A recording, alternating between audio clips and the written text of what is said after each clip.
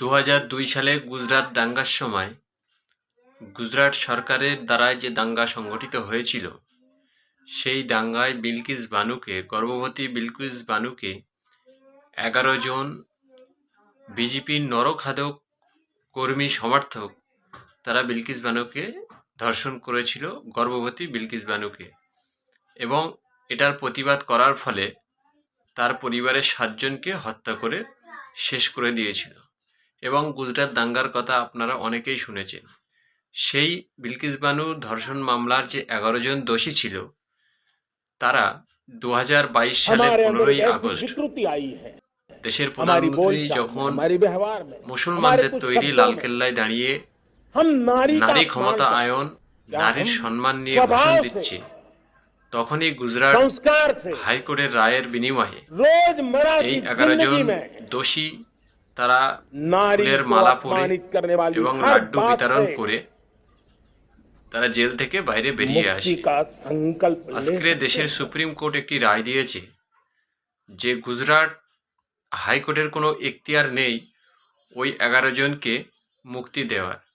তাদেরকে যদি মুক্তি দিতেই পারে, তাহলে মহারাষ্ট্র হাইকোর্ট দিতে পারবে। এখন এই যে 11 জনকে মুক্তি দেওয়া হয়েছিল এবং আজকে যে সুপ্রিম কোর্টের রায় বেরিয়েছে, সেখানে তাদের আগামী 2 সপ্তাহের ভিতরে তাদের নির্দিষ্ট থানায় গিয়ে আত্মসমর্পণ করতে হবে এবং তাদের আবার জেলে যেতে হবে। কিন্তু এই জেলে যেতে হবে কেন? এটার পিছনে কোন কোন কারণ লুকিয়ে আছে?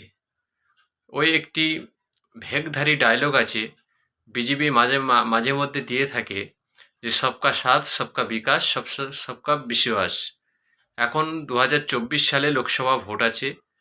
মুসলিম সমাজকে কিছুটা নিজেদের কাছে টানতে হবে, না হলে সারা ভারতবর্ষ থেকে একে একে বিভিন্ন রাজ্য যেমন বিজেপির একক ক্ষমতা আয়নের হাত থেকে বেরিয়ে যাচ্ছে, সেটাকে ধরে রাখার জন্যই এই রায়টি করানো হয়েছে প্রেশার ক্রিয়েট করে। যদিও এই রায়টি যখন হয়, এই রায়ের এগেনস্টে অনেক কেস হয়েছিল গুজরাট হাইকোর্টের এগেনস্টে সুপ্রিম কোর্টে। কিন্তু আমাদের যেটা মনে হয়, 2024 লোকসভা ভোটের পরে এই 11 জন আবার মালা পরে লাড্ডু খেতে খেতে জেলের বাইরে চলে আসবে। অতএব এই দেশ আস্তে আস্তে অন্ধকারের দিকে এগিয়ে যাচ্ছে। আপনারা যদি সজাগ না হন, তাহলে দেশ একদিন শেষ প্রান্তে এসে দাঁড়িয়ে যাবে।